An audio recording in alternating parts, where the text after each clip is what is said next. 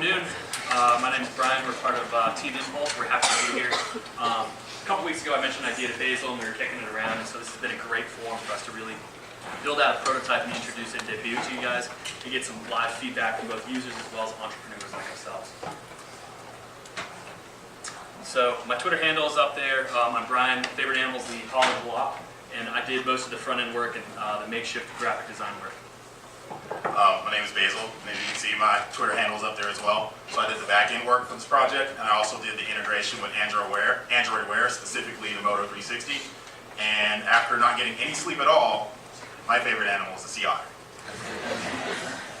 So really what we want to get into is what exactly did we build out? What is the product that we're offering? It's not just a cool logo, it's a cool platform. We're taking advantage of something called impulse purchasing. And so there's other sites out there that do that, like Overstock and Woo, and Living Social, but what we want to do is bring that down from the daily deal to the seconds. So what we're doing is we're giving users 30 seconds to make an impulse purchase. They see something flash up on their watch or their phone, and they have 30 seconds to make the decision to swipe left or swipe right. So what we do is we curate the best deals across the internet, stuff from Amazon, stuff from Best Buy.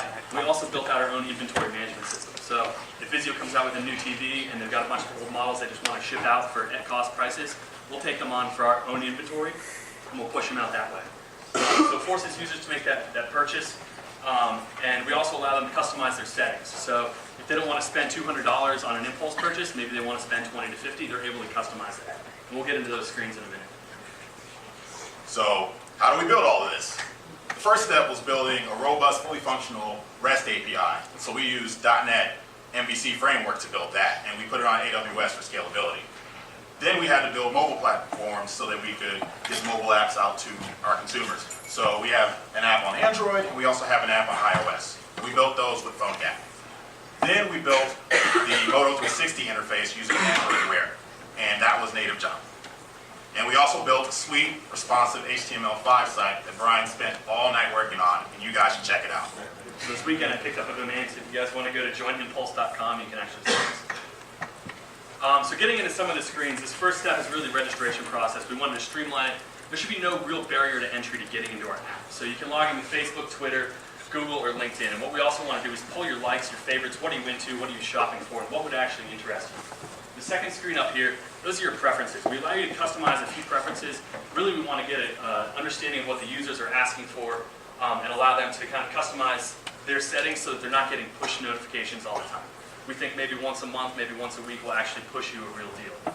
And the third screen you see is actually setting up the payment method, and that's the default payment method that will be processed when you actually purchase an item through our app. The next set of three screens that you see is the actual purchasing. So when you get a notification, it shows up like the screen here on the left, and you can swipe left to pass or swipe right to buy. Now if you swipe left to pass, that deal gets taken off the shelf for you and put on to somebody else. You'll also notice a timer at the bottom of the screen, and if that expires, then you lost the deal as well. So we basically took that mobile interface and we translated it to the mobile wear so you can have an even more seamless experience as far as purchasing. So you don't even have to whip your phone out of your pocket. You just look at your watch, and if you get a deal, swipe right on your phone to buy it, swipe left to not buy it, and if you leave your phone or your watch inactive for 30 seconds, then the deal expires. We're going to give you guys a brief demo here of what we put together. So I'm holding here the app.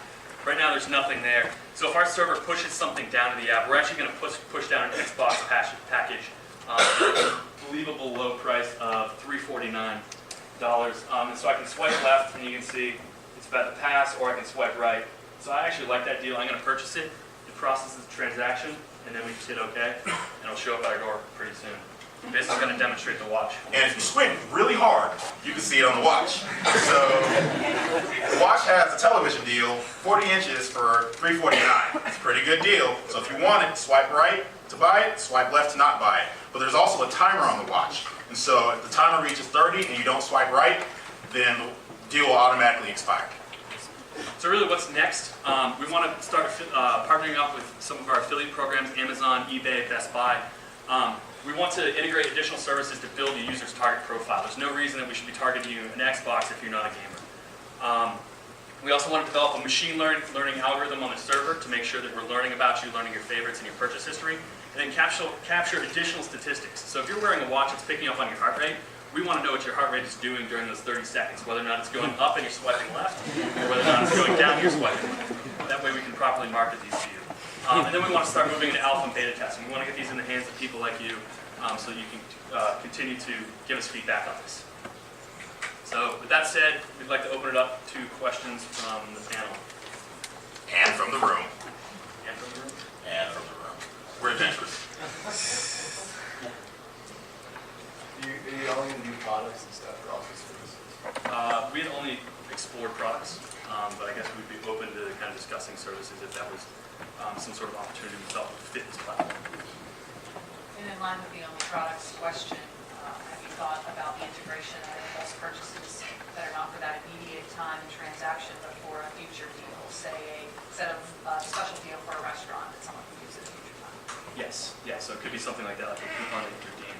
The cool part about this is if it goes like all around the room and nobody buys it, then it comes back to us. And we say, why did that product not sell? So we can kind of learn from that and say, is the price too high? Maybe the product isn't something that people are interested in, and maybe it's not something they purchase on an impulse. Yeah, and as part of the affiliate deals, we can also offer that information to the vendors and say, well, we offered this product to 100 people at this price point and no one bid. So there's obviously miscommunication with the market. Would there be an algorithm that would drive that price real time if it doesn't sell within that window, that would have some type of an authorization within a range of elasticity, so it didn't have to go back to the As vendor? long as we're not losing money. Yes. I didn't want to regret it. This is why Right. I'm like, Well, when you, because it's not going to, the next thing I'm going to do is uninstall the apps when I have the temptation. You know what I'm saying? Yeah. well, we would hope that whatever you purchased, you really enjoy it, so there won't be any regret. But I would imagine that there's going to be a fair amount of returns, so I imagine we'd have a robust return policy. The item would go back into stock, and that offer would be made for somebody else.